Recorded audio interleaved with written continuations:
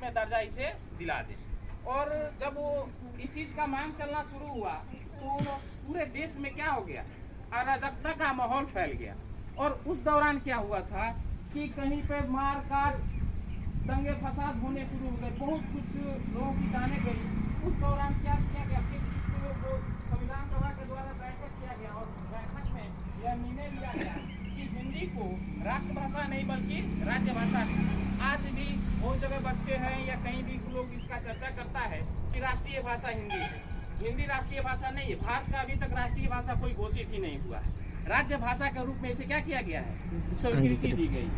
और हमारे देश में सबसे ज्यादा जनसंख्या है और सबसे ज्यादा लोग हिंदी भाषा बोलते हैं, लेकिन दुर्भाग्य की बात यह है कि फिर भी हम लोग इसे राष्ट्रीय भाषा के रूप में इसे स्वीकृति अभी तक हमारे देश में नहीं मिला है।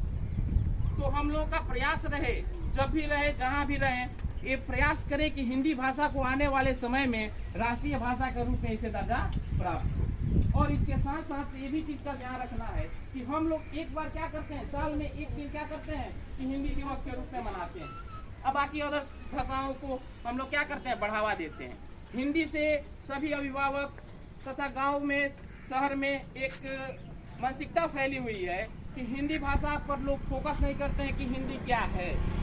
दरअसल में उन लोगों को हिंदी के महत्व के विषय में जानकारी नहीं है कि सभी भाषाओं से सर्वोत्तम भाषा जो है आज की डेट में जो है वो हिंदी है।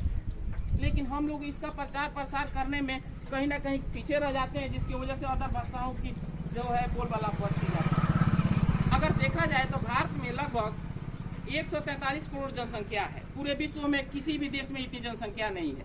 फिर भी हमारा जो है ना, जैसे इंग्लिश को हम लोग अंतर्राष्ट्रीय लैंग्वेज के रूप में जानते हैं, वैसे ही तो अगर हम प्रयास करें तो राष्ट्रीय से हम अंतर्राष्ट्रीय तक इसको ले जा सकते हैं। लेकिन सभी जगह इसको क्या करना पड़ेगा, अपनाने का प्रयास करना पड़ेगा। हर एक इंसान को ये प्रण लेना होगा कि हमारे जैसे जितने भी सरकारी दफ्तर कार्यालय होते हैं सभी में कार्य जो हो हिंदी में हो, हमारा पठन पाठन की क्रिया हो वो हिंदी भाषा में हो। तो अगर हम प्रयास करेंगे तब जा कर के हमारे देश का जो है, हमारी भाषा का जो है विकास चारों तरफ फैलता चला जाएगा। तो इसको हम लोगों को प्रचार प्रसार करने की आवश्यकता है और इससे प्रेम उत्पन्न करने की। बच्चे हैं उन लोगों को भी बताना, सभी अगल बगल के जो लोग हैं उन लोगों को हिंदी के विषय में जानकारी देना। और जहाँ भी जाए आप प्रयास करें कि ज़्यादा से ज़्यादा हम हिंदी भाषा का क्या करें, वार्तालाप करें।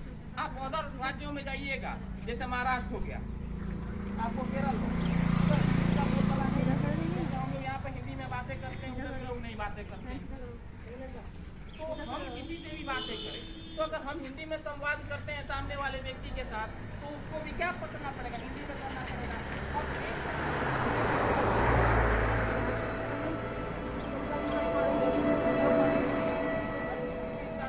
और लेंगे और हम आशा करते हैं कि आने वाले समय में आप सभी बच्चे जहां भी रहें हिंदी भाषा का प्रचार प्रसार करने का प्रयास करेंगे। इतने ही कहकर मैं अपने वाणियों को विराम देता हूँ।